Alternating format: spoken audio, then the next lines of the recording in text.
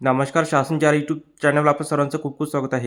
तर आताची घडीची सर्वात मोठी ब्रेकिंग न्यूज म्हणजे अखेर राज्य सरकारी कर्मचाऱ्यांना मिळणार मोठा आर्थिक लाभ. शासन निर्णय निर्गमित. त्या संदर्भात एपिसोडच्या माध्यमातून संपूर्ण अपडेट सविस्तरपणे पाहूया. राज्य कर्मचाऱ्यांच्या बाबतीत दिनांक 2/2/26 रोजी वित्त विभागामार्फत अत्यंत महत्त्वपूर्ण शासन निर्णय निर्गमित करण्यात आलेला आहे.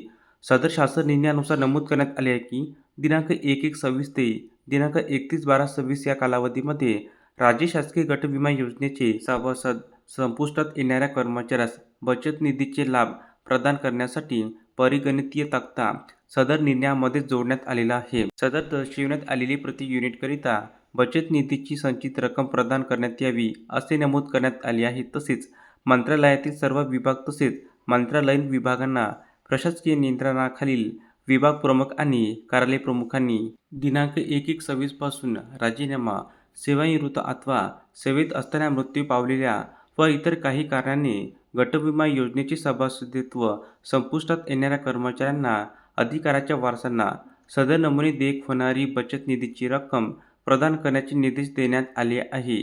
तसेच सदर योजनांमधील संचित रकमावर दिनांक 1/1/26 पासून दर साल दर शेकडा 7.1% व्याजदराने आकारण्यात आले आहे.